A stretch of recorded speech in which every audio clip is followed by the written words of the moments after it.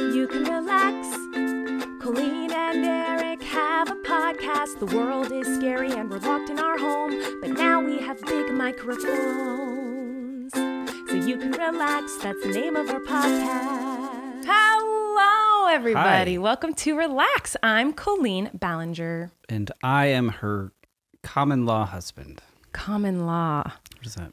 That sounds very strange. That sounds very legal. I think it's just law that also happens to be pretty common. Okay. I like that. Relax is a podcast where Erik and I just sit and talk about whatever we want to talk about. And it's whatever you want it to be. It's whatever you want it to be, yeah. So today we're excited about this episode. We have a lot of fun things to talk about. But first and foremost, and most importantly, who needs to relax this week, Lovey? I always go first. Okay, fine. You know what I think needs to relax? There's this trend that I've seen a couple times on TikTok where people go into detail on things that don't make sense no matter how you explain it to them. For example, buoyancy, like a boat. Like, how does a big cruise ship float? Makes no sense. Doesn't matter how you explain it. The science of it doesn't make sense. And there's lots of things. Wi-Fi. It's invisible. Where is it? What is happening? Who's questioning buoyancy and Wi-Fi? Just live your life. Me. Let it go. And so anyway, these are things I do not think my about. brain needs to relax because now I think about these things all the time. And the most recent one I've been obsessed with is we just got little baby caterpillars because Flynn really likes this caterpillar book. So we have these little baby caterpillars that are going to grow, and then they build a cocoon or a chrysalis, and then they're going to turn into a butterfly, right?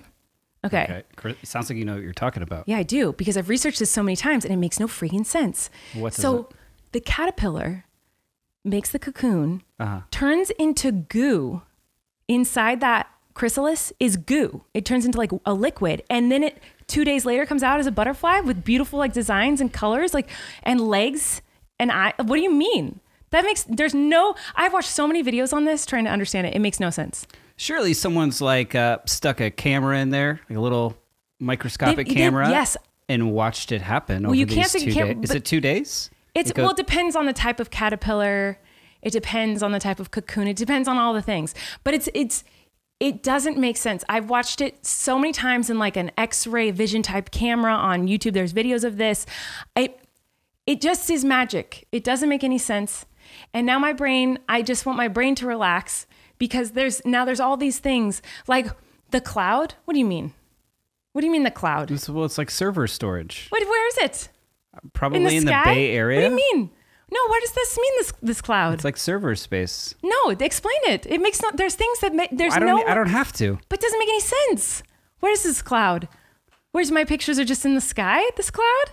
Someone right now is like screaming at their phone or computer that studies butterflies for a living. You idiot! Also, the universe. Oh. It goes forever? We don't know? What do you mean? I don't get it. Keep it together. It hurts my brain. You're unraveling live on this podcast. I'm saying it needs to relax. There's all these little things like this that I'm like, this makes no sense. I don't get it. How this doesn't make any sense. The ramblings of a mad person. Okay. You should be in a straitjacket. Then explain any of the things I just mentioned to you. Explain any of them. Why don't you scribble it on the walls of your padded room instead? Okay. You know what? You need to relax. What needs to relax for you today, Lovey? I was going to talk about my own breath. Been wearing a mask. I know. I don't think it's particularly bad. Okay. No. I mean, it depends, but it depends on what we ate. Like, it would be equally or bad. I don't think I have like halitosis. I don't have bad breath, like particularly bad breath, but like living inside this mask alone, breathing my own air over and over again for a year, it's kind of starting to like, it's very specific. I know what you're talking about. Again, not bad smell, but like I really don't like it. And it's kind of at this point, a year into this, makes me like a little bit like almost like sick, like a little bit sick, little triggered nausea. Yeah. So I was going to talk about that. I was going to relax my own breath, I guess. But then before this, I opened the fridge, and I like to put my like what I think are medical conditions onto this podcast to see if anyone else can relate. Mm-hmm. And I have a very specific disorder that I can only describe as ketchup blindness. Mm-hmm. To whereas that is when I open the fridge looking for ketchup, I don't see it. I don't know where it is, and it could be right in front of me, and I'll have to get you to say where's the ketchup. And it'll be right there. But I had been staring in the fridge for minutes. Right. Yeah. And it's not there.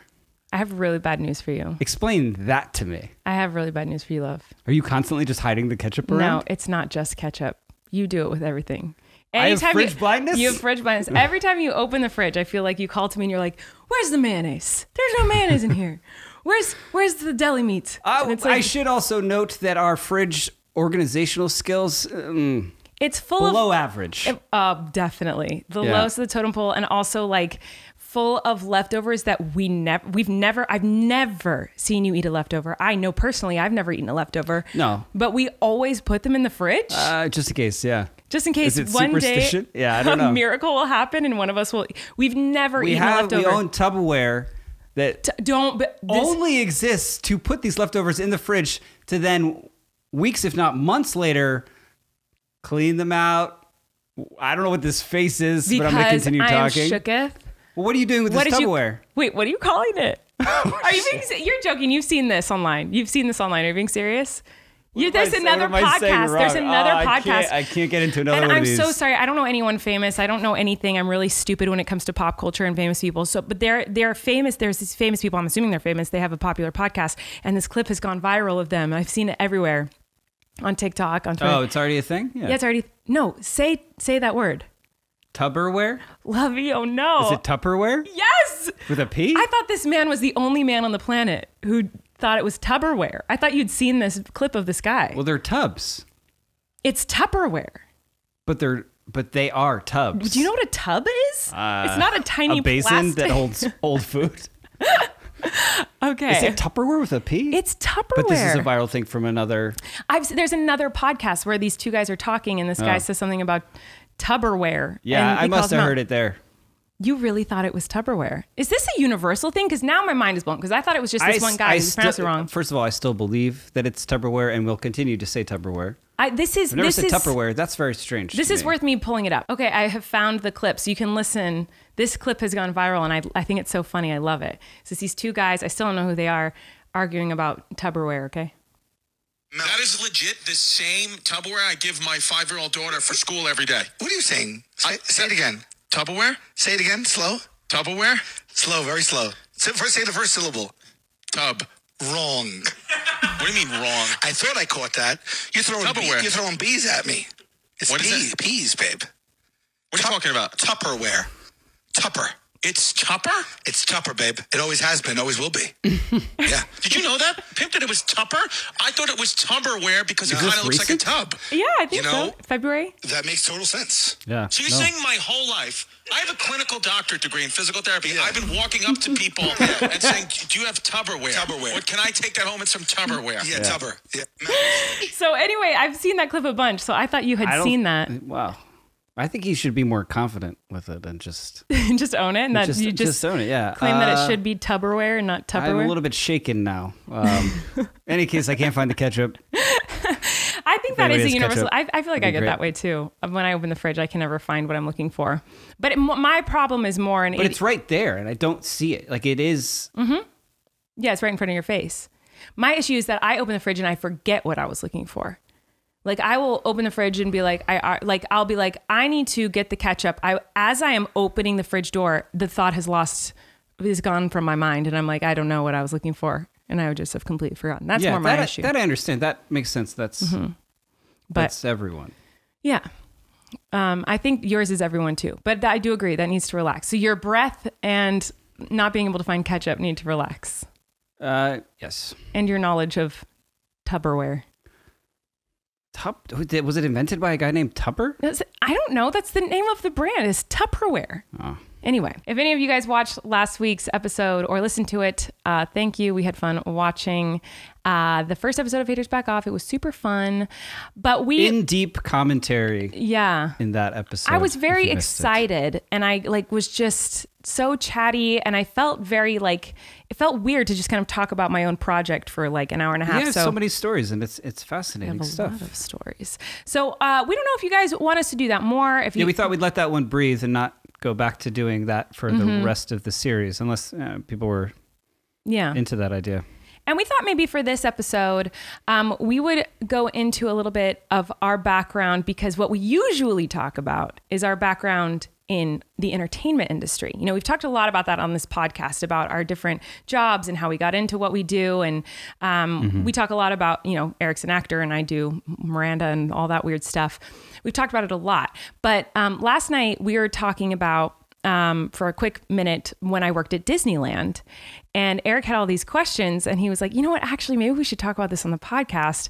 And then I started thinking and I was like, wait, I don't think I know anything about your past jobs, really. Like, I know you worked at an Urban Outfitters, and I think that's the only job I am aware of. What do you mean rub it in? That's an awesome job. Yeah. It's amazing. I love Urban. Who doesn't love Urban Outfitters? But anyway, I thought a long time ago. Was it? How long? Yeah, years and years and years. It doesn't. You still did it, regardless if it was recent or not. 10? It's still a job you had, and I'd love to know more about it. I'd love to know more about all your jobs, and so just jobs. We're going to talk about our weird jobs and about if we've ever been fired, awkward situations with bosses and managers, the weird things we've done at our occupations. And I'm excited about this because I get to learn more about you and a side of your life and your past that I don't think I know that much about. Yeah, I don't think so. Well, yeah, I don't think I talk too much about. No, about like what you did prior to acting or in addition to acting, because a lot of times when you're an actor, you have to have other jobs to pay bills and whatnot. And I want to know more. And I have some weird, strange, fun stories as well. So we're going to get into that. I think we should start off with what we were talking about last night, because we didn't get to finish the conversation, because you're like, let's talk about this on the podcast. Yeah. So, but I also like, it might be interesting to start off with like, what was your first job? Okay. And start talking about that. And then, because that wasn't your first job, right? No. I want to start from like the beginning. Like, what was your first money making? Okay, we can do this. Is that okay? Yeah, of course. Okay, so we're going to get into this, but before we do, I would love to give a shout out and a thank you to our first sponsor of the day, which is Stamps. And oh my gosh, I'm very excited to talk about this one today because it is changing my life. I don't know anyone who likes going to the post office. Do you know anyone who I appreciate enjoys what it? they do, but I don't want to go there. No, of course not. That's why we were so excited when we found out that we could do our mailing and shipping online at stamps.com. Stamps.com allows you to mail and ship anytime, anywhere, right from your computer. You can send letters, ship packages, and pay a lot less with discounted rates from USPS, UPS, and more. Stamps.com has saved businesses thousands of hours and tons of money. With Stamps.com, you get the services of the post office and UPS all in one place, plus big discounts on mailing and shipping rates. Stamps.com brings services of the U.S. Postal Service and UPS right to your computer. You simply use your computer to print official U.S. postage 24/7 for any letter, any package, any class of mail, anywhere you want it to send. Once your mail is ready, just schedule a pickup or drop it off. It's that simple. It's been great for us because I ship a lot of stuff all the time. I'm constantly doing like giveaways on my YouTube channels and shipping out merch to fans, like if they've won a prize, or like as Miranda, I'll like randomly give away a bobby pin, or like, you know, my last Valentine's Day show, I gave away Valentines to the VIP people. I feel like I send Corey to the post office like at least twice a week to send out something to a fan. Not anymore. Not anymore, love, because of Stamps.com. With Stamps.com, you get discounts up to 40% off post office rates and up to 62% off UPS shipping rates. Not to mention, Stamps.com is a fraction of the cost of those expensive postage meters. Stamps.com saves you time and money. It's no wonder nearly 1 million small businesses already use it. So stop wasting time going to the post office and go to Stamps.com instead. There's no risk, and with our promo code RELAX, you get a special offer that includes a 4-week trial plus free postage and a digital scale. No long-term commitments or contracts. Just go to Stamps.com, click on the microphone at the top of the homepage and type in RELAX. That's Stamps.com, promo code RELAX. Stamps.com. Never go to the post office again. Stamps. I went into like a scatty like jazz at the end. Good. I want it to be unexpected because Stamps.com is unexpected. What a magical thing. Anyway, I've never worked at a post office. Nope. I've never worked at a post office, but my first job, let me think. Yeah, first job ever. Well, I mean, How'd you start making that My coin. first paid job was babysitting. I've always been a nanny and a babysitter. Like my whole life, that's always been like my go-to. I think I was 10 or 11 when I started babysitting for money. But then after that, I guess this is more volunteer. I don't think I got paid for this, but it is an interesting job I had. I worked at the Humane Society with cats. Oh. And I was very excited about this job. Did you get paid? No, I was volunteering, but I thought it would, like, then I would be able to like work with cats and get paid. Yeah. Like it was my dream to work with cats. I love cats. Started at the bottom. Now we have 2 cats. Yeah, we have 2 cats that destroy all of our furniture. So that was like my first job that wasn't like, because I feel like and you included, I feel like a lot of people when I say that I was a nanny or a babysitter, they're like, well, that's not a job. And that's annoying to me because it is a job and it's hard. And I feel like you said this to me. I think that's like would be the hardest job. It's caring for someone else's humans. I know. Taking care of another human is a very hard job, but that's always kind of been my go-to because I grew up in a daycare. Like my mom ran a daycare from our house. So there was always many other children at my house, basically since I was born. And my grandma ran a daycare and my aunt ran a daycare. And so that's what I saw the women in my life doing as a job. And I would meet these parents who were always looking for babysitters and nannies through that. And so then that's how I started. It totally makes sense. Yeah. Babysitting and nannying all the time. I babysat a few times for like my parents' friends' kids. Like, you did? Know, yeah, quick $20, $40, whatever. Yeah. Really? I mean, I would just go like, they would be like going to bed essentially, and I would sit there and watch TV until they came home from like going out to eat or something. Like only a few times. I was going through old diaries and I found a diary entry from, I was probably like 11 or 12. And in it, I recently read this. I wish I had it with me, but I say in it, like, I babysat this little boy today. He's 2 years old. 2-year-olds are the worst. Now we have a 2-year-old. I'm like, he's learning how to be potty trained and he peed everywhere, all over the house. And I think I said he peed and squirted all over the house. Like in my diary, I wrote this. But yeah, I was like, oh, I guess I've been like babysitting, working with kids, like for as long as I can remember. All the time, yeah. Yeah, and you were doing it in New York too, right? When you were? Yeah, so I did it when I was really young, and then when I turned 16, I met this family through a different job that I had, and I became a nanny for them and worked for them for many years. And then after college, I moved to New York, and I nannied there. While like auditioning? And while doing Miranda stuff and trying to travel. So I've done it kind of my whole life. It's quite the resume. What was your first job? And again, just sorry, like that like explains a lot about how great you are with our son. I do think nannying is much different than momming. Yeah, surely. And it's funny how I've heard from a lot of people like, I'm a nanny, so I know this. And that's very frustrating to hear as a mom. Just so y'all know, if you're a nanny out there, don't say to a mom like, well, I'm a nanny, so I know better than you, kind of a jam. Like, I remember one time I was on a plane with Flynn going on tour, and Flynn was kind of fussy. He was really young. And he just was, bored. He was on a plane. He was a baby.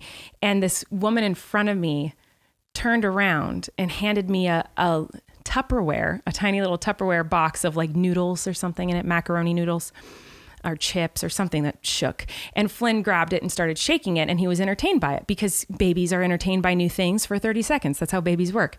And I was like, oh, thank you so much. I was trying to be like, I was grateful, and I thought it was very sweet that she wanted help. I go, oh, thank you so much. She was like, well, I'm a nanny. I know how to get babies to stop crying on planes. And I was like, first of all, it was very nice of you to help me. I was very appreciative, but like, don't turn to a mom and be like, well, I know how to do what you can't do. Like, you failed at this. And it was just so like, I was like, yeah, I can see how that can come off that way. But she is a professional. She gets paid to do it. You're just doing it for fun. That's true. But anyway, I want to know what your first job is. My first, I did odds and ends, like raking people's leaves, snow, like shoveling their driveway when it snowed. But my first technical job as an adult was like pretty much the day I turned 16 or 15, like whenever you could like legally work, was me and my 2 best friends all applied at the same time to Wetzel's Pretzels in the Post Mall in Milford, Connecticut. Yes. And all got the job and started working there right away. And then quickly, we're not allowed to work together anymore because the boss was like, I can't have these idiot 16-year-olds that know each other. Because there's essentially only 2 people working at a Wetzel's. You've seen them. Yeah, of course. They're around. Yeah, I forgot you had that job. How long did you work there? That was my first job, and I had to wear like the Wetzel's visor and the polo, and like you learn how to roll out the dough and do like a flip to which I can still pull out, kind of. All you right. made pretzels the other day, and you were bragging about knowing how to fold a pretzel. The dough wasn't right. I blame the dough. Okay. Who made the dough? It wasn't that Wetzel's dough. Okay, yeah. That's the stuff, I guess. How long did you work there? Only a few, like maybe a month or two. That's it? Yeah, it didn't last long. Like, it gets really complicated. Did you even get a paycheck? At some point, they want you to wrap a pretzel around a hot dog and serve that to people. Like, I just wasn't comfortable with that. You're so dumb. But isn't it frustrating? It's so funny. I had a similar experience where I wanted to work with my friends, and we all applied to Macaroni Girl together, Corey and my friend Heather and I, and we all got the job. We're like, we're going to work together. This is awesome. And of course, they never schedule you together, so you never end up working with your friends. They're not idiots. They know it's the not worst. to. Yeah. I don't want to work here. I just wanted a job with my friends. Yeah. How annoying. But I just think I just stopped going. You didn't quit? Which is going to be a theme of today, is that I have like a really bad habit, it seems, when looking back on like, just little jobs like that growing up, that I never was the type to be like, here is my notice. I will be relieving myself of these pretzel duties within 2 weeks' time. You just not show up to work? I would, Is that bad? Yes, love. You ghosted all of your occupations? Yeah, whenever I like didn't want to do a job anymore, I would just stop going. Lovey.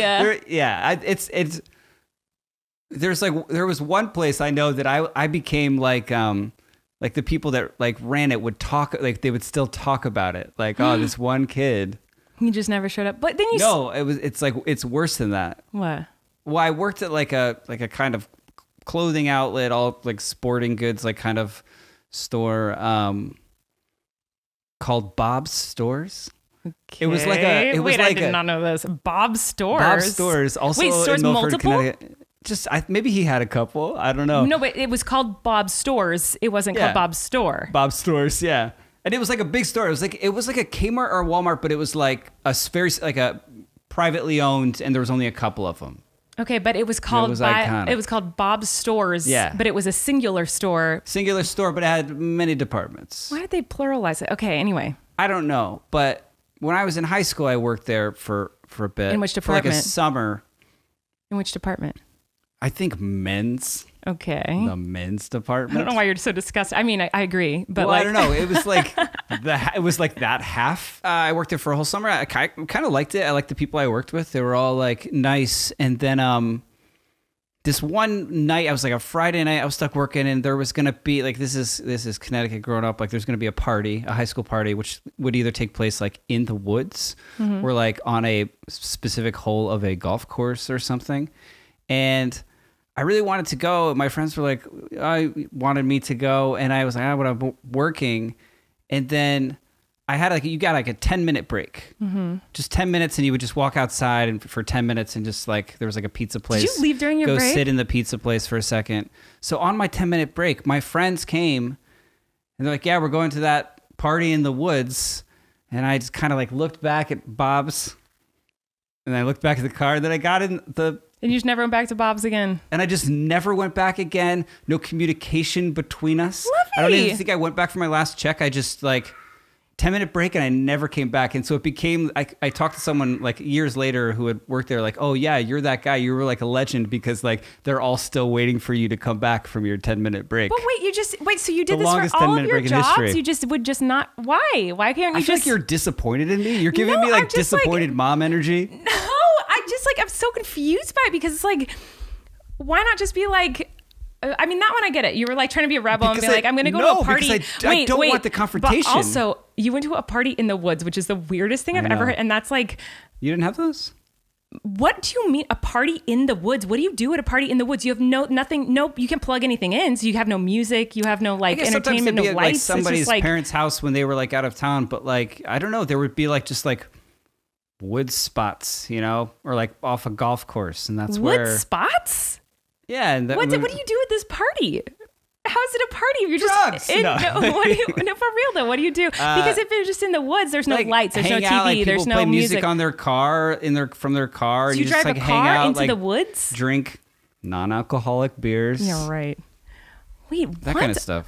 If anyone ever Wood stuff. What do you mean? If I was at work, whatever my occupation was, Bob's Stores or other, and my friends drove up in a car and said, "We're going to a party in the woods. Want to come?" I would absolutely You would never continue your occupation. Ever talk to them again if they survived. Like, I can't imagine someone going to a quote party in the woods and coming out alive. That sounds like a disaster. I remember one party I went to in the woods. Where What do you mean? This is not a sentence people say. I had broken my leg, and so I was on crutches. In the woods? No, before the woods party. Okay. I had broken my leg that summer skateboarding and had a full cast from my knee all the way to my foot, like hard cast. So I was on crutches, and I still wanted to party in the woods so badly that I marched, like I essentially hiked a mountain to like where like the clearing was in crutches with a broken leg. This isn't. There was no rituals. This was not a cult. You're looking at me like it was. I'm so confused. It's just we had nowhere else to like I guess hang out and be rowdy. It was just just go to the woods. Yeah, it was like a fun group. Well, I didn't grow up with woods, so I guess maybe that's something I just don't understand because I didn't have woods in Santa Barbara. We had the beach. We'd go to the beach, but that makes sense. Like we're having a party at the beach, like a bonfire at the beach. Like that's like a normal thing. But like we're gonna go to a party in the woods. Yeah. There was. Is it just like a place you do illegal things and like people wouldn't find out about it? Is that why? Like, were there specific woods? Were there wood spots? Like you'd go and there'd be other high schoolers there. There's like, this is our wood spot. No, it was like, so my high school was 3 towns. It was like public high school, but like 3 towns went, and one of the towns was like very rural. Mm-hmm. And so like, it was just kind of like farmland and woods and, yeah, but how do you tell your friend, come to the party in the woods? Like, how do you give them the destination? We didn't have GPS back then. You just be like, I know, we map certainly quest did to not. like a wood spot? You generally would just like follow all the cars, or you would like know the spot. So there were designated like wood spots. Like they would call like, oh, this is called the observatory. And it would be like, you know, this trail off someone's farm or whatever, where that went to like a clearing and like people Did you ever get caught in these woods? Like like many times then like the police would like break up these parties and everyone would just scatter into the woods. What? And then you'd be like alone in the woods, like essentially running from the police. This doesn't sound like real life. I mean, am I just super sheltered? Can you guys please tell me? By the way, this wasn't a job I had. This is just like, I know it's a tangent, but I'm just like so shooketh by the thought of like teenagers just being like, we're having a party in the woods, and I guess I can understand like a one-time thing, like we're going in the woods tonight for this party, but like that this is just like a common occurrence, and then cops, it wasn't all the time. How did the cops go deep into the woods and find where these parties are? I think because they'd be driving in this desolate wooded area, and then all of a sudden see like a bunch of, you know, beat up older cars just lining the street forever and ever, and they're like, why are all these cars parked here in the wilderness? And they just go search in the woods? Like we should, and then they hear loud music and people, you know, like. So it wouldn't be like you'd hike raging deep into like scary woods. It'd be like just right off a road. Well, it'd be like a specific determined spot. Like I keep saying this, like we didn't just like be like, all right, these woods, and just wander into the trees and hang out there. That's what I'm imagining. It makes no sense. There was a spot called, I think we called it like the observatory, and you would hike up to this clearing that had like a cool just like drink alcohol view, and like the way you just said alcohol, you sound like you're. Well, I'm a noob. I'm a total nerd. Narc. That was so funny. So you'd like. I'm assuming like if you were to do these types of things, which you never did anything illegal, but like if you were to, these are the types of parties where teenagers would be smoking probably marijuana and drinking alcohol. Is that what you do at these quote unquote party in the woods? What's the statute of limitations on these kinds of things? I don't know. I'm just so curious of what's the appeal of this. That might have been there. Yeah, that might have happened. Okay. Fun. What did you do? I had cats. What do you mean? Yeah. I had cats. But you know what? Your story of ghosting your employers remind me that I have ghosted someone that I worked for once. Oh. And it was a babysitting job. And I was pretty young. I think I was probably 12. Okay. I think I was probably like 12. And I had this job, and I was really excited because it was my first job babysitting someone that wasn't like a family friend. You know what I mean? Like I didn't know these people. It was like they had called my mom looking for a babysitter or something. And she was like, my daughter's now 12 or whatever I was, 13, and she can come do it. And they're like, okay, we're more looking for like a mommy's helper is what a lot of parents call a babysitter that's a little too young to be alone with the kids. And I was like, yes. And it was going to pay like $8 an hour. And I was like losing my mind. I was going to be so rich. And I get there and I'm so excited. And she had a few kids And she was like, okay, great. You're just gonna play with the kids, $8 an hour. But then I'd go every week, and I never played with the kids. I was Cinderella. She had me scrubbing her toilets, her bathtub and shower, the kitchen floor, doing the dishes, washing the clothes. Like, I never played with the kids. Hour, yeah, she got you good. It was false advertising. Yeah. And I was 12. So I still don't scrub toilets, as you know. I don't scrub toilets. Certainly do. But to make a 12-year-old... What's the opposite of scrubbing a toilet? Peeing on it? That's what you do. Right, that's what I do. What is it? What's it called that you do? It's like demolition. We might not want to get into that. But I really was like, I feel like I was swindled into this job position. I was so excited to play with kids and hang out with kids and do crafts with kids and like just have fun with little kids. And instead I was like scrubbing up the dad's poo stains off the toilet. And so I hated it. It made me so mad because all I did was clean this person's house. And while the kids played. That doesn't sound like a babysitting job. It's literally not, which is, that's a fine job in itself. But like I had signed up to babysit children. And so I remember one day I was supposed to go work and I didn't. And because I just didn't want to go. And the mom kept calling our house. And my dad came into my room and was like, hey, so-and-so keeps calling. Aren't you supposed to go? Like, am I supposed to be taking you to her house today? And I was like, I don't want to go.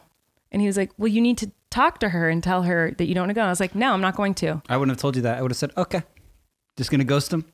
Good job. As my dad? Yes. Is that what you're saying? My dad was very annoyed because he's like, she's on the line. She wants to talk to you. And I was like, tell her I'm not here. Yeah, that's annoying. He was so mad. I just remember being like, Colleen, I was like, go tell her I'm not coming. He's like, you have to tell her. You have to tell her you're not coming. I was like, well, I'm not going to. He's like, I'm handing you the phone. I was like, I won't talk. I was such a brat. But I was scared of her because she like swindled me into it. And she was mean and was like, I would clean the toilets or the bathtubs or whatever. And then she'd come in and be like, you didn't do a good enough job, and stand over me and watch me do it, like scrub it. It was so annoying. I did not like it. She was not nice. So I just ghosted her, which was not right. But now I know. It sounds to me like you didn't ghost her. You just had your father talk to her. No. Well, I don't even know what happened after that, but I did ghost her. I ghosted her. I never talked to her again. But speaking of poop and cleaning up poop, I do want to say thank you to our next sponsor, which does have to do with poop. It's Kitty Poo Club. This is Relax. It wouldn't be complete without... Yeah, the Relax podcast would not be complete without some poo talk. And boy, do I have some poo talk for you. We have 2 cats, as a lot of you already know, and Erik is convinced that they go double poo. They have or quadruple poo sometimes, the amount of a normal cat. I feel like this is something you say almost on the daily.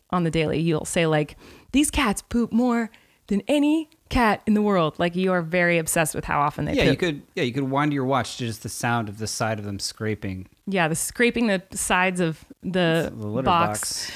Well, I'm sure some of the listeners feel the same way about their cats. Do you feel like you're just always drowning in cat litter? Well, don't worry, guys. We have a solution for you. Kitty Poo Club is an all-in-one litter box solution designed to be convenient for you. Every month, Kitty Poo Club delivers an affordable, high-quality, recyclable litter box that's pre-filled with the litter of your choice. The boxes are leak-proof, eco-friendly, and have a fun design for every season. When the month is up, just recycle the box and Kitty Poo Club will automatically deliver a new one to you. No changing used litter and no more cleaning the box. You can customize your order based on how many cats you have and what type of litter they prefer.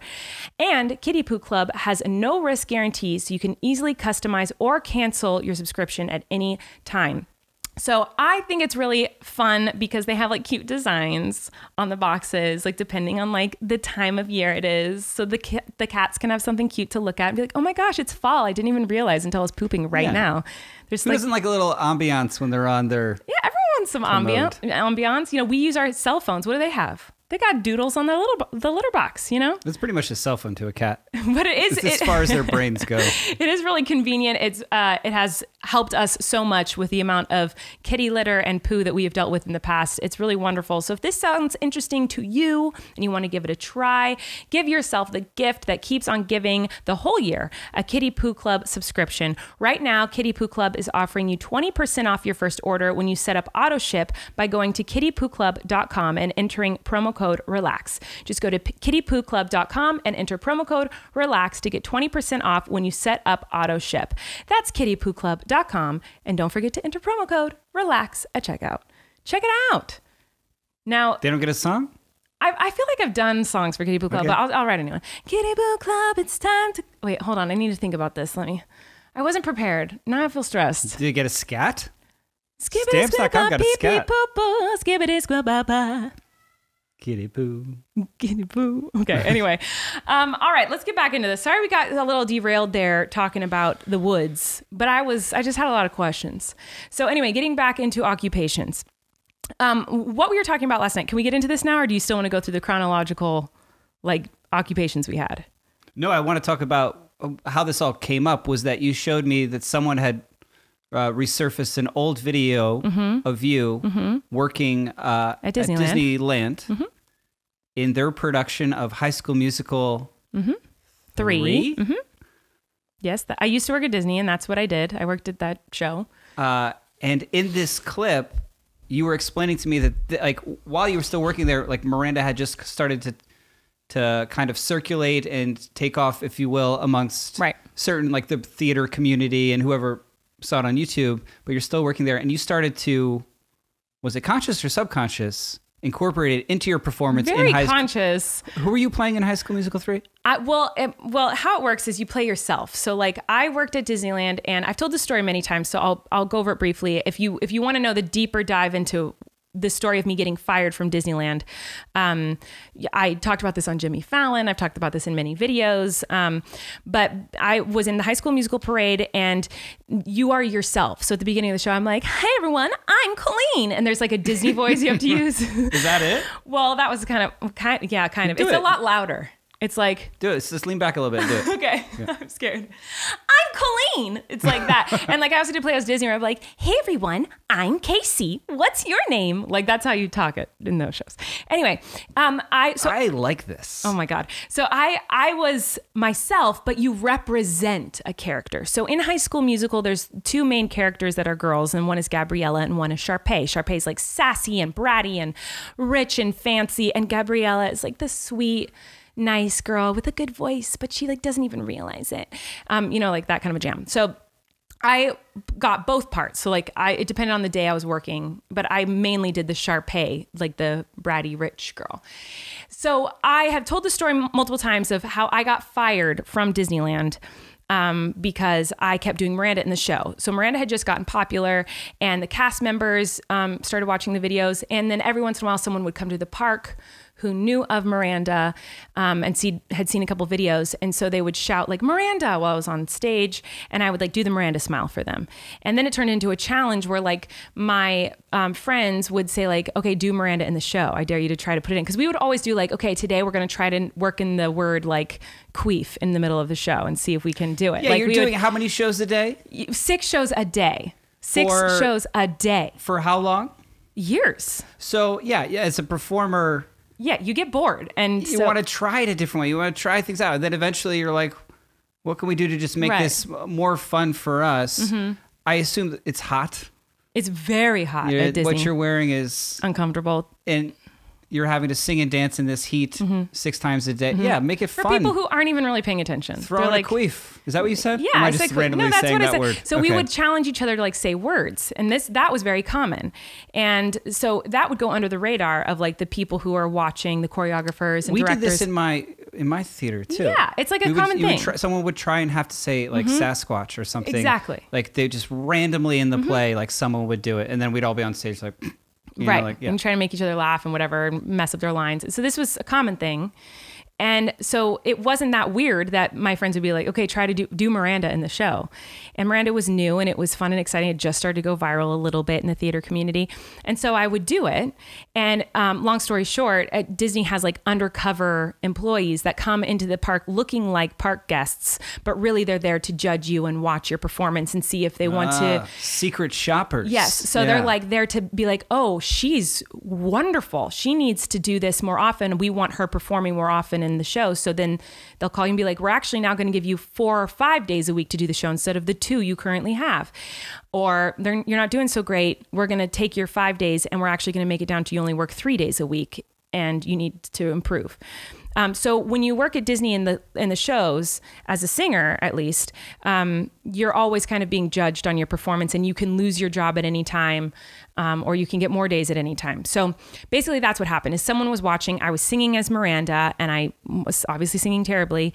And so I got a call from Disney, and they said, "Goodbye, girl." And so that's what we were talking about last night. And he was asking me how that happened. Did they call me into an office? I'd never seen like video evidence, and it was so clear in these little clips from like an old school camera of you doing the show that then all of a sudden you'd like... Yeah, it was crazy. I had never seen clips of it either. I had a couple pictures of me doing the Miranda face on the parade float. So this video was posted to TikTok. This dancer had posted this video of me doing the Miranda face in the middle of the show. And I'd never seen it before, and I thought that was very interesting. So I was showing it to Erik, and then he started asking questions about getting fired.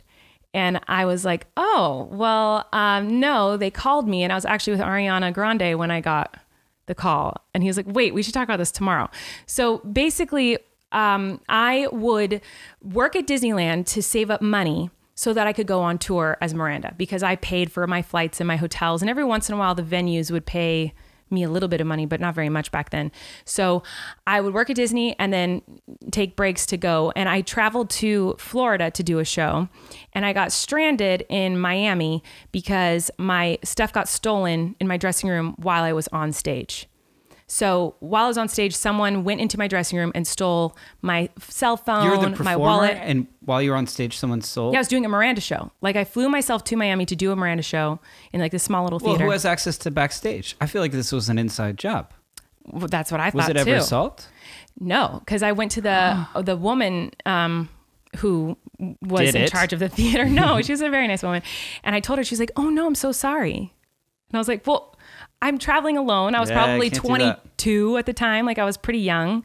And I was like, well, I don't have a wallet now. I don't have a phone. Like, what am I supposed to do? And she's like, I'm sorry. I don't know. If it's not there, I don't know what to tell you. And so I was kind of screwed. So I went in. Sounds like a lovely woman. I know. How old are you? She's like, I think probably 22 or 23. This is Miami. Go sleep on the beach.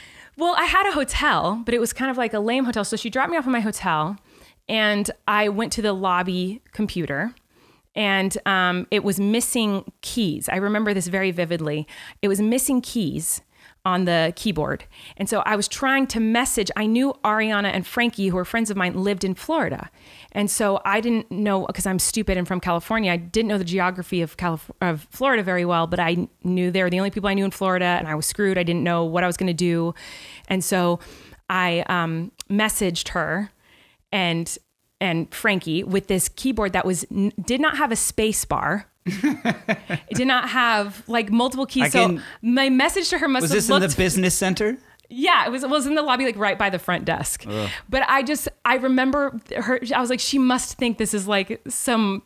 Like, was there no spaces in the message? No spaces in the message. It was like insane. And I was like, I am stranded in Miami at this hotel. This computer has no space bar. And so then I was like, can I have your phone number so I can call you? And so I got her and Frankie's number. What did you message her on? And like an email? Yeah. So I messaged her this like weird cryptic, no spaces, one long supercalifragilisticexpialidocious type word that was like, I am stranded. What, do you have a phone number?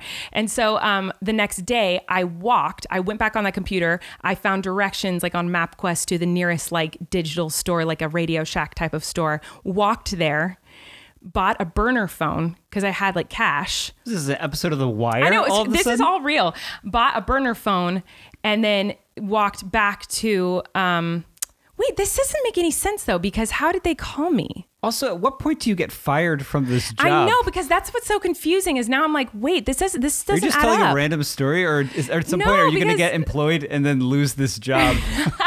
What's happening? I love this story. I find it fascinating.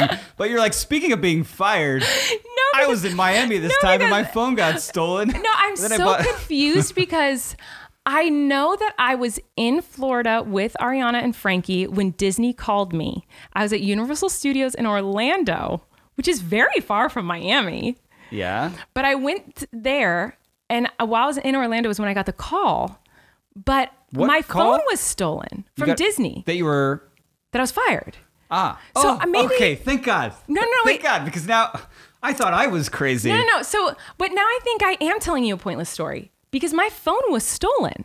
So I went and I walked very far to get a burner phone. Is this all a dream you had? No, this has really happened. You can ask Frankie. Now? You can ask Frankie. Love, because you've lost your mind. I swear to you, this is all real. Because then I called Frankie from my burner phone and was texting him and was like, what am I supposed to do? And he's like, just come hang out with us. So he helped me arrange like a transportation to get to them. And then I hung out with them. And my memory is incorrect because I remember that trip being the one where then we went to Universal Studios. And while I was at Universal Studios, I got the call from Disney saying that I was fired. But I'm mixing up two trips. They called you on a burner phone? Yeah, exactly. This doesn't make any sense. Disney, they might. I know. Well, you know what? That actually is true because I randomly got a call from Disney out of nowhere. Never auditioned for them. I never knew anyone who worked at Disney. And I randomly got a call from Disney one day and they were like, hi, this is Disney casting. We would love for you to audition for High School Musical. Yeah. And I was like, what? And they were like, yeah, some of our staff saw you in Seussical the Musical, this community theater. And I was the lead in that. And so some people saw me in that and Disney found my number, and I don't know how. To this day, I don't know how they figured out my phone number. And they called me. I swear to God, isn't that weird? No, Disney it's true. saw me in Seussical the Musical. And they saw me in Seussical. They called me. Well, exactly. It's the weirdest story. It sounds like a lie. But now all my stories sound like a lie because I have this burner phone, but they're calling me. So I must be mixing up two different trips. Yeah. To be fair, you had it coming. So anyway, I definitely just told you a pointless story. Because there's no reason in me telling you the burner phone story. What matters? Nothing's real, love. What happens to these butterflies in the cocoon? Nothing matters. Why is the sky blue? I think what happened. What's Wi-Fi? Let me just finish this. I think that, okay, so the burner phone thing, I went to Ari and Frankie's house. I hung out with them for a few days and then I flew home and figured out phones and wallets and all the things that got stolen. And then it must have been another trip that I went out. I know, it was Halloween Horror Nights. That's what it was. Of course. The Grandes love the Halloween Horror Nights things that they do at Universal Studios. And they always go with all their friends. And that's what it was. And they invited me out to that. And I went to Universal Studios and did the Horror Night things with them for the first time. And while I was doing that is when I got the call from Disney. So these were two separate trips. So I just told you the Miami trip on accident. And that was not necessary. Okay. So I got a call from Disney, and basically Disney does not fire people, quote unquote. They demote you. So basically they were just like, hey, we noticed you can't sing, essentially, and you need to get voice lessons. And so you're not fired. You just don't have scheduled days with us. Classic. And then, they just never called me again to come into work is what happened. But it was my fault because I was singing badly in a job where I was supposed to sing well. So that was my bad. Yeah, you were messing around. Oh my gosh. I'm so sorry. I just told that long story. That was so pointless. I enjoyed it. I'm sorry, guys. That was really stupid. But anyway, that's how this started. So I have a question for you, Sir Erik. One, my main question was, it was supposed to be, have you ever been fired from a job? But now I'm curious, have you ever been fired from a job? And can you also tell me a pointless story that has nothing to do with you getting fired? At the same time? At the same time. At the same time, I don't know if I could do that. Kind of related, but not related at all. But mostly just, have you ever been fired from a job? Have I ever been fired from a job? Or do you just ghost? I'm repeating the question to rack my brain. Surely I've been, I have been fired. I wasn't necessarily fired. I just wasn't hired back again. I was like a delivery driver for like a printing company. What? Where I would just drive their, a smaller company, their printing supplies and drop them off at offices. When did you do this? When I was in high school or college. I don't know. There's many jobs, but what? Okay. I don't know. And I got they had a minivan that I would use, their minivan to deliver all these supplies. And I think it was a Friday afternoon. I just finished the last delivery. I remember being in this minivan. It was very hot. I remember driving for some reason shirtless. What? I don't know. I'd probably had at least 7 sugar-free Red Bulls. That was so many my questions. thing that day. And I'm just on the last delivery. So wait, you handed people their deliveries shirtless? No, I'd done the last delivery and then I'm now driving home. You took off done your with shirt? work. And I was I know that I was shirtless. Why? Driving this old minivan. You have to rack your brain. Again, just loose, empty cans of sugar-free Red Bull about my feet. So Red Bull just makes you take off your shirt? I guess. Wait, there's got to be an explanation for this. And then so I I didn't realize it, but I was speeding, like very speeding. And it was like a big speeding ticket. To which case, literally, like I'd worked Monday through Friday, every day, all day. And then it was Friday evening. I just finished the last delivery. The speeding ticket was more than I had made for the entire week. All of it gone. And because the vehicle is registered to the woman who owned this company, she obviously found out about it. But we never had this discussion, but then she never... Wow. Yeah. She never scheduled me any hours. Okay.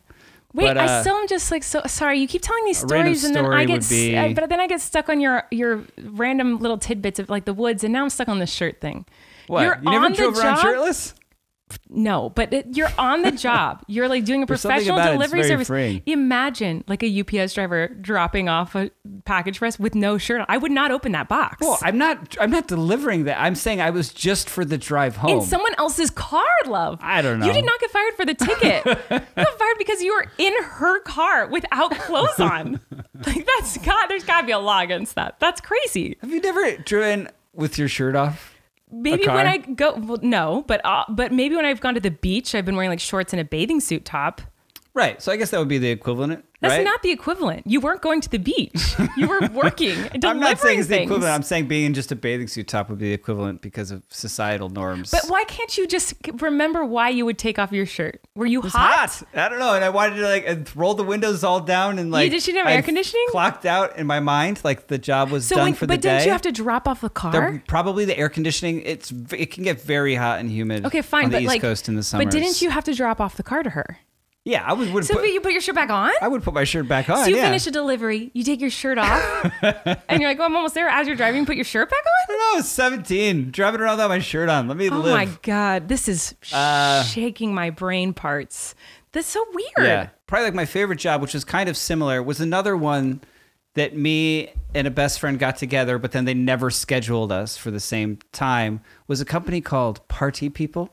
Mm-hmm. Have I told you about Party People? I don't know ever? about this. Party People was essentially, if you've ever seen a bouncy house, or like I mean like at a graduation party or a after prom or a corporate event where they have like, and now we have sumo suits here and a mat, and you have to wear the sumo suit and you could push each other, or like a jousting kind of station. Yeah, on I get it. A mechanical bull with an inflatable thing. So I would be I was kind of a carny, I guess. Like it was like I would have to. I cannot imagine you doing this. I know. What a random, like just one summer in between years of college, would have to put these things in a van, drive it to wherever the place was, set it up, and inflate it, and stand there as people tried to injure each other or themselves. How old are you when you did this? I don't know, like 19, I would say. You've had a lot of weird jobs, love. Party People. So I had a shirt that just said Party People, and I'd show up and shirt. Set up like I've mentioned the sumo suits. You've seen these things. You can imagine it. And they have the helmet that looks like the hair. There's a mat, and they push each other. Certainly not appropriate and very offensive. I hope no one does this still. Surely. But also like because of the weight distribution, because it's this very heavy, big suit, and the way your arms are, and the point is to then push the other person over. So many people would fall and then have to awkwardly catch themselves with their arms. So many people broke their arms in this thing. While you were on the job, you watched people break arms? People were constantly breaking their arms. And I was like, what is this company's insurance? Did I just show up here, again, drinking many sugar-free Red Bulls? Okay. Shirtless? Were you shirtless on this show? Probably. Because sometimes they would be like, have us drive to like the University of Maine or something to do like some group's party. You know what I mean? And set up like, there's also a Velcro wall. So we had like a Velcro suit and an inflatable Velcro wall. It was all these party things.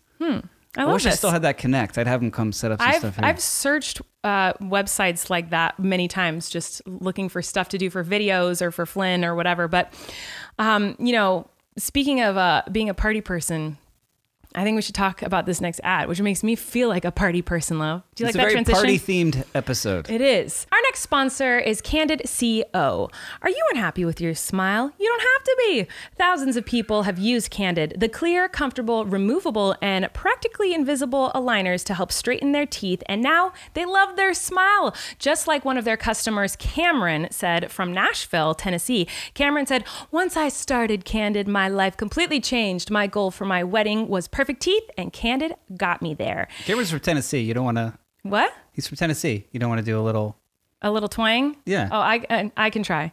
Once I started Candid, my life completely changed. My goal for my wedding was perfect teeth, and Candid got me there. So if you want to be, I'm sorry if Cameron is listening. I'm sorry for my horrible impression of you. I think that was spot on. I know Cameron. You guys want to straighten those teeth. This might be a great option for you. Your treatment is prescribed and closely monitored remotely by a licensed orthodontist who's an expert in tooth movement. You'll have the same quality of care you'd get from an in-office orthodontist from the comfort and convenience of your own home. And while other companies use general dentists, Candid only works with orthodontists. With Candid, the same orthodontist who created your plan is with you from start to finish, so you never have to wonder how you're doing. The average Candid treatment is just 6 months. You'll start seeing results way before then, and it costs thousands less than traditional braces. And I had traditional braces, and I would have loved to have this. Like, are you kidding? What the heck? Oh my gosh, to have like invisible aligners instead of like the chunky metal braces, that would have changed my life. I'm so jealous of anyone who uses this. What a time to be alive. Seriously. So you know what, guys? Become your best you. Start straightening your teeth today. Right now, you can save $75 on Candid Starter Kit. Go to candidco.com/relax and use code RELAX. That's candidco.com/relax. Code RELAX. Take advantage of this limited time offer to save $75 on your starter kit. candidco.com/relax. Code RELAX. Yeah, Eric and I both had braces. That was not fun. I hated braces. I mean, for I think my freshman, sophomore, and all of my junior year of high school. All that. That's really that long? All that shirtless partying in the woods. Braces as well. Wow. I had braces for like quite a picture, isn't it? Little over a year, and my teeth moved shockingly fast. It was very painful. They told me it would only be a year, and then they wouldn't take them off for like 3. Yikes. That's horrible. That is no fun. Yeah. Well, what I want to do right now is I want to kind of go through, I get so caught up in the little details of your story. I have so many questions, but I want to go through right now, just kind of, we're going to list the jobs that we've had quickly. And then I want to play a little game of sorts where I'm going to tell you something that happened at one of my jobs and you have to guess which job it happened at. Okay. Okay. So I have had a lot of weird jobs, but it was mostly babysitting. We have a lot of babysitting stories.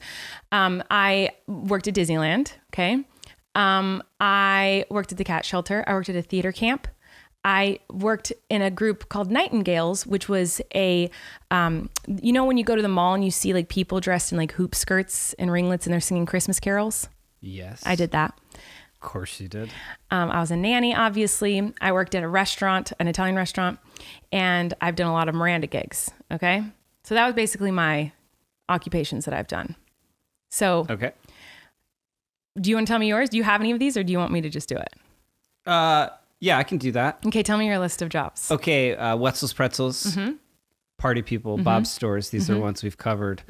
I worked at a seafood restaurant on the beach. I've been there. In West Haven. I worked at an Italian restaurant here in Los Angeles. Really? Okay. I also, when I was younger, worked for, I don't think I've ever even told you this. I worked for Hollister for like a minute. Okay. Do you know that of course, I know that company. We're going to move on. Let's get past that one. I worked for a Shakespeare company for many years. And Urban Outfitters. And any others? Surely, but like, yeah, I don't know. It's all kind of, yeah, that delivery driver one. Oh, yeah. All right. So now we've kind of listed our jobs. I'm sure we're forgetting some, but okay. So I'm going to say something that happened. And I have to guess which job. You have to guess which job it was. Okay. I stole money from my boss. I'm talking hundreds of dollars. You did? Yeah. Which job was it? Which job did I? You like stole money? Oh yeah. You like embezzled? No, I don't know. I will tell you the story if you want to know it, but you got to guess which job it was. As a nanny, there was like a drawer full of cash and like loose diamonds and loose diamonds. I don't know. I was a nanny. And it was when I don't know if you would call it stealing. To me, it's stealing to me, this feels like stealing. So you'll tell me if it's not. So I was in New York. So now I've singled them out. So if they're listening, they know that this happened. Did you really do this? Listen, I'm telling you. Remember at the beginning of this episode and you're like, I feel like your mom shaming me. Okay. I thought this was like okay. Okay. So basically I was a nanny in Manhattan for 2 really sweet little kids. And the mom, she lived on the Upper West Side and I lived in Queens and also Jersey. While I worked for them, I lived in both of those places, which are very far from the Upper West Side. It's a very long subway ride at night. And sometimes I would work for her very late at night. And she'd be on a date with her husband. And so they'd come home at like midnight or whatever. And she would give me cash. Like this is like once a week that for months that she would do this. She'd give me cash, be like, I don't want you taking the subway. It's not safe for a young girl to be like on the subway and on buses this late to get all the way to Jersey. It'll take you over an hour or whatever. And so she would give me like over $100 to take like a cab or a nice car. And I would be like, thank you. Oh, that's not stealing. Is that's that stealing? Good And then I would business. use my Metro card. Yeah. I'd use my Metro card and just take a subway and then I'd pocket the money. Yeah. That's stealing. That's stealing. They were just trying to keep you safe and you were like, I'll take your $100 keep my wallet safe. and screw my safety. Idiot. So that feels like stealing to me. That's not stealing. That seems like stealing because I just pocketed it and then I would use my Metro card and go home for free. Well, not free. I mean, I paid like. I don't know. I just think that was like a wise corporate move on your part. Okay, I'm glad you agree.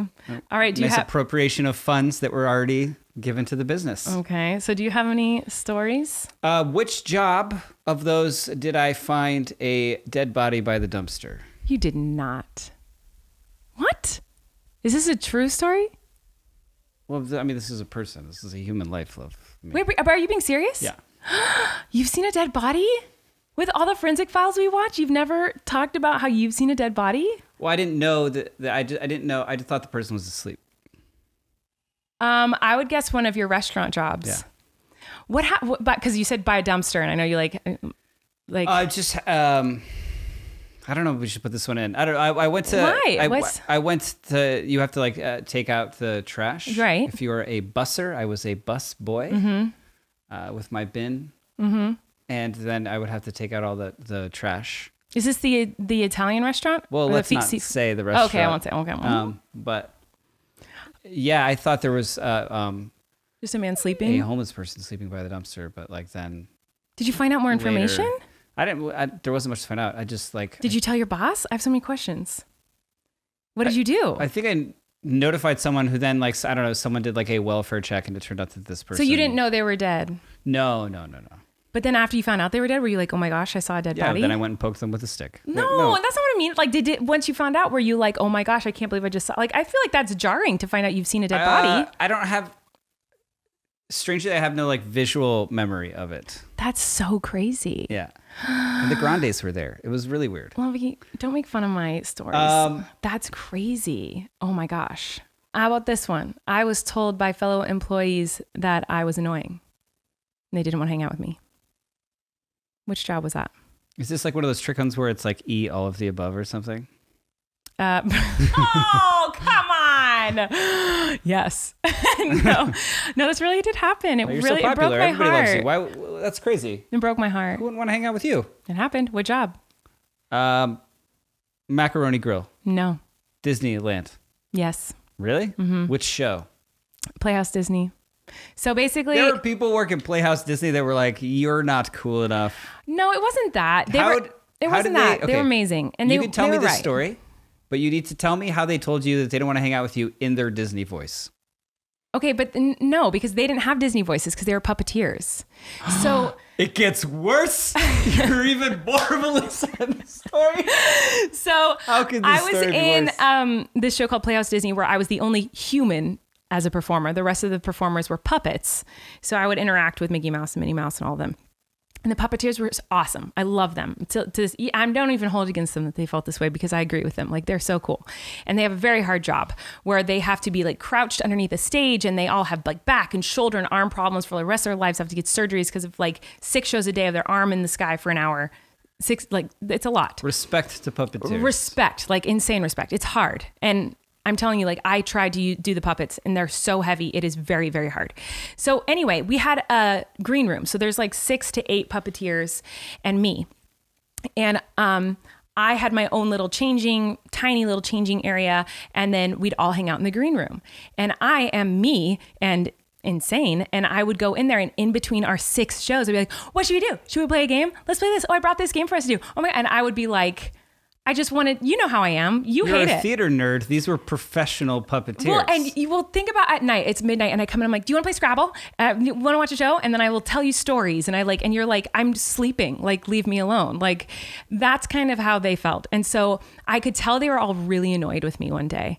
And one of them I was like, is something going on? Like, everyone seemed really pissed at me. And my friend was like, they just think you're too much. Like, you're just too much. Well, that was like, nice that they told you honestly. Yeah. And he was just like, like, we just want to relax. Like, sometimes we just want to play our video games and not talk in between the shows. Like, we don't want to hang out and talk. And you always want to like play a game and laugh and make videos and be a crazy person. And we just want to chill. Games, guys. Like on their break, well, on their and like what's 10-minute funny is break. like, I was like, in my head, I was like, I must be the most fun Casey of all the Caseys that are cast, because like I hang out with these people and we're all friends. And in reality, they were like, she's the worst one. When she's scheduled, we're like, oh, we don't get to rest today. So I was devastated by this information. And then I like tried really hard to like not talk to them or hang out, because I was like, I don't want to bother them. I was so sad, but it was true. I mean, that is really annoying. So yeah, that's that story. Do you have another one? Do I have to guess which job it was? Which job did I show up for my first day of work, spend about 10 minutes there before I walked out the back door everyone without saying a word to anyone, and got in my car and drove home and never spoke to them again? Every job, first of all, because you've already said... There's one other one besides this one. I really hope... This was, I'm saying, first day. They're literally like, this is your first day for training. And within 10 minutes of that, I'll be like, I said, I have to use the bathroom, and instead walked out a back door and never came back. I would guess Hollister. Please say it's Hollister. It wasn't. No. Oh, dang it. Okay, what was it? It was that Italian restaurant. Oh, really? So, like, I'm in, like, a shirt and tie, the classic, like, white shirt, tie, black pants, and they'd given me an apron, and they started, like, training me and showing me around, and I was like, I can't. Oh, my gosh. I can't work here. I can do this. I think it was in Westwood. Why did you not do it? Why did you just were like not interested? It wasn't like a fit. It was like this super fancy small Italian restaurant. Like I felt like the other workers there instantly like hated. I don't know. It was like such a bad vibe as they were like training me. They like all had worked there together for years and were kind of like, I was like, oh, they're going to like haze me as they're training me, kind of a feel. And so I was like, I'm gonna use the bathroom. And I walked out the back door and took off the white apron and put it down on the ground and just walked to my car and drove home. Oh my gosh. And then like just didn't answer the phone for a couple of days and then moved on with my life. But I can tell you the way I quit that one. You've just told me you ghosted. What? You just... Hollister. Yeah, you didn't ghost them? No, I did. Oh God. But like in the worst way possible, because I honestly think that was... I don't know how it is now, but at the time, like that, the way that company was run was really kind of disgusting and disturbing. And also, like, I can't think of a more awful place to have to spend working hours than in this loud, dark, smelly smelly store. I think it was like desperate times, desperate measures. So how did you quit? Like I needed the money, and I don't know. I just like. I hated it. I secretly hated it, and I overtly hated it. But like, I just couldn't get them to fire me. I feel like I would get like not a good employee at all because I just hated it. And I hated all the policies and everything. So just like I was like, come on, just fire me. You know what I mean? And they didn't. So I was like, well, I'm going to quit in a way that like hurts that. Oh no. Okay, what did you do? Maybe this is bad. Maybe I shouldn't have done this to the people that work there because they were just all nice people. I guess. Okay. But like it was the day I worked the day before Black Friday, and then I was scheduled to be one of the first people in on Black Friday, which is like a very if it is the biggest shopping day. And I didn't show up. I just didn't show up. Never called. Never talked to them again. You just built didn't up answer the phone anytime they called me after that. Like just like Black Friday, I'm not showing up. You just built up this story. You're like, you said you goes to them, and I go, oh, you go to them just like all the other ones, and you're like, no, this one's crazy. And then you just explained in detail ghosting. Yeah, no, I told you that it was ghosting. Yeah, I mean, I guess. But you built it up like like it was going to be this crazy Well, way of quitting. I didn't kill anybody or burn it down. But I didn't show up on Black Friday, and I was like the person like who had the keys to open it. You know what I mean? Like, and I just never went. Oh my gosh. Again. You're crazy. I can't believe that. Did you ever actually quit a job, or did you only ghost? Did you ever put in a notice?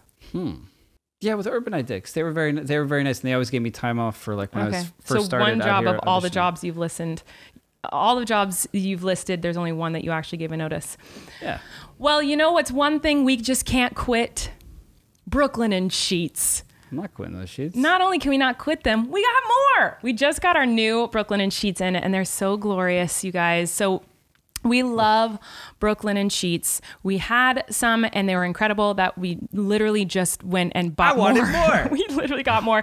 They're so wonderful. We love them. So Brooklinen was started by Rich and Vicky, who also tried to find beautiful home essentials that didn't cost an arm and a leg. And when they couldn't, they founded Brooklinen as the first direct-to-consumer bedding company.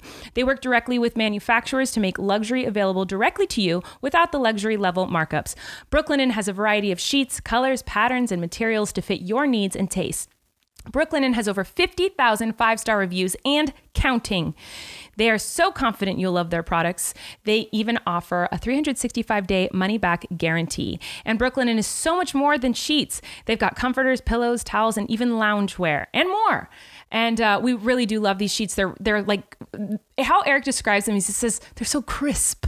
That's what you always say. They're like crisp and buttery. But they're not stiff. They're like, I would say they're buttery. They're like so soft. Well, there's two different kinds you can get. I mean, I don't know. Maybe they have more than that. But there's like the luxe kind and I like the classic hotel ones because it's like your bed in your house, and it feels like you're getting into a bed at like a fancy hotel. Mm-hmm. Yeah, they're come on. They do feel very fancy. But what I like about them is I sweat a lot at night. You do. You run hot. I run very hot. I'm like a heater, and it feels like it's cooling. Like somehow I'm warm in my covers, but I'm also like being cooled off at the same time. I'm so happy for you. I really enjoy them.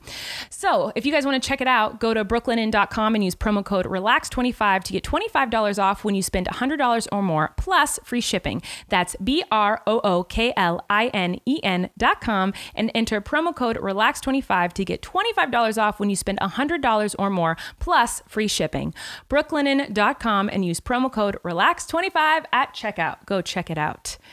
I have one more fun thing in store for us today when it comes. I'm having a blast. I don't know if anyone is interested in what we're talking about, but I'm loving learning that you love to ghost your jobs. Okay, we're going to find out which career you should have had. And maybe if you knew which career you should have had, then you wouldn't have ghosted all of your jobs. You should have taken this quiz before. So and then I wasn't doing what I'm doing now. Maybe there's a job where you can drive around shirtless and you don't have to ghost. In the woods, and perhaps? You can make pretzels with your friends in the woods partying. You know, there might be a job for you. Is this one of those $1 million ideas? So this is, there's a few questions here and they have a lot of like answers. I'm just going to find whatever one is closest. So I'm like your counselor here. I'm your like occupational... You're my guidance counselor? Guidance counselor. Did you have a guidance counselor? Probably. I don't remember. I never listened to them clearly. So sounds like some good guidance. Yeah. So, hi, welcome. I'm just going to ask you a few questions. Thanks. Of course. Yeah. Okay. So, what would you spend your tax refund on? That's the first question I have for you. My tax refund. What would I spend it on? I don't know. Like a vacation, a charity, some technology. Well, now I feel like I have to say charity. No, you don't have to say charity. Can I say car? You give to charity all the time. Yeah, you can say car. Okay. Next one. Pick a trilogy, like a movie trilogy. Oh, God. What are these questions? Come on, just pick one. Which one comes to mind? The Godfather trilogy comes to mind? That's great.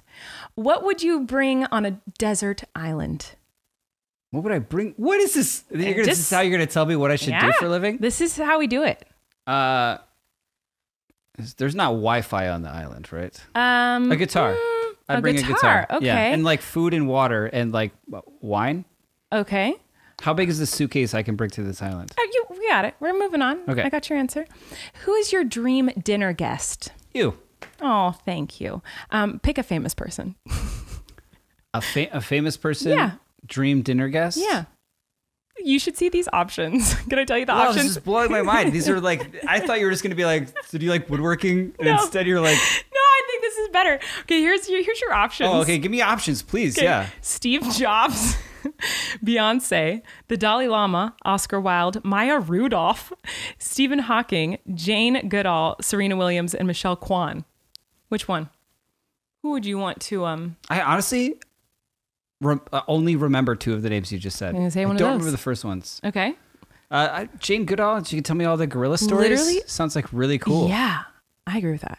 Okay. But I respect them all. I feel like I should say Beyonce. No, but no. I think that's a good answer. What best describes you? Are you bold? Are you adventurous? Are you a badass? Are you passionate? How would you describe yourself? It's weird that I'm going to say critical thinker out of all these things. I like that. Oh. What city would you like to live in? I mean, Los Angeles, right? That's where you live. Yeah, but like I would also like to live in other cities. Well, I mean, the biggest cities I feel like Los Angeles makes sense because you're an actor. Yeah, New York. You know, you would rather live in New York than LA. For like part of it. Okay, that's like 2 months. Okay, that's not that's vacation. They don't have that button. Pick a genre of like film, documentary, foreign, comedy, drama. Documentary. Yeah, for sure. That's our jam. Mm-hmm. Pick a social network. This is the final one. What's your social network of choice? LinkedIn. Lovey, come on. I don't know. Pick one of them. Just hit. You pick one. Okay, he chose Instagram. What career should you actually have? All right. So after analyzing all of the data. Yeah, after your very detailed and insightful questions. Yeah, I am very confident that the best career for you would be a surgeon. I thought you were going to say spaceman. No, surgeon. You're bold. Nothing really seems to scare you. You work hard and you play hard. You're smart, hardworking, and direct. You thrive under pressure and know how to get things done. Other occupations that might help you? A consultant or a lawyer? What am I consulting? I don't know. That test, how do you feel? Are you excited to go become a surgeon? I feel like I could become a surgeon. Look at this hand. I would be the worst surgeon. It never shakes. Could you imagine me as a surgeon? Love, look at this hand. It never shakes. I see it. It never. Why are you being so weird? That's a line from a movie. Oh, I didn't know that. I thought you were just being weird. What movie? The Departed. The Departed?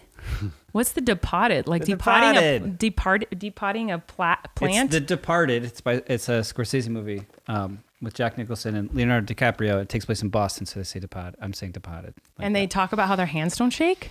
Are they surgeons? Yeah, DiCaprio has a line where he's like, see this hand, it never shakes. He's talking to his therapist about how nothing phases him because of what he's been through. Oh, okay. Well, I guess you make a good surgeon. So because I've seen that movie. Want me to cut you up? Movie. Anybody? Anyway, I could never do that. By the way, be a surgeon. I could never. Neither could I. How could anybody? How could you? Even if you wanted to do that, I'm curious grateful about for that. them. How do you? Yes, but like, how do you get to? Like, someone does that. Someone gets up, gets in a car, and drives to a surgery place and a hospital washes their. Well, I think they also do them in like private offices and whatever different kinds of surgeries. Yeah. I wanted to say that because there's many kinds of surgeries. Okay, but thanks for making fun of me in the middle of me trying to get this thought out. No, don't worry. I was going, but then they get there and they wash their hands thoroughly, and then they cut into living people. It's crazy. Yeah, that's wild. That's a messed up person, man. No, that's an amazing person. I'm so grateful for surgeons. Well, there you have it. I'm sure there are many stories I wanted to tell that I forgot and that you wanted to tell and you forgot, but that's our Erik occupations. MD. Yeah, I can see it. I could see you being a good surgeon. And supporting me. Leave a comment and let us know if you think Erik would be a good surgeon. Just to end this, if you weren't doing what you're doing now, what would you be doing as a job? A lot of things. One thing I didn't mention is I also worked at princess parties, and I was a princess. So that's another job I had. I would be Belle and go to little girls' birthday parties, and Jasmine, which seems inappropriate, and go to little girls' birthday parties. It is. And so I did that job too. But anyway, if I was not doing YouTube, your mind is a beautiful thing. ADHD is a beautiful thing, isn't it? So I was applying to a cosmetology school right before Miranda went viral. But I think I would always be performing in some capacity because I was auditioning for anything and everything as far as theater and live shows. So no matter what, I would be doing that. But I really wanted to go to culinary school. I wanted to learn how to be a chef. You'd be a good cook. And I wanted to go to cosmetology school, not because of makeup. I wanted to learn how to Look cut at your hair. bangs. Okay, You we're cut not going them to talk about yourself. that. I know what a disaster. But Do you learn that at cosmetology school? I learned it on a YouTube video. I watched a YouTube video. No, I didn't do it right. But it's okay. But those are the things I was thinking about doing right before Miranda took off. And I think I would just be doing some creative, fun thing. I can't do like an office job. I would not survive. What would you be doing if you weren't an actor? An office job. You'd be a surgeon, love. Yeah, be a surgeon. Yeah. Thank you all for listening so much. We're going to go out on another cover of our theme song. Thanks for everyone who is doing the theme song. And thanks for listening. And thanks for watching. And we'll see you next time. Bye. You can relax. Colleen and Erik have a podcast. The world is scary and we're locked in our homes. But now they have big microphones. So you can relax, that's the name of their podcast. You can relax. Colleen and Erik have a podcast. The world is scary and we're locked in our home. But now we have big microphones. So you can relax, that's the name of our podcast.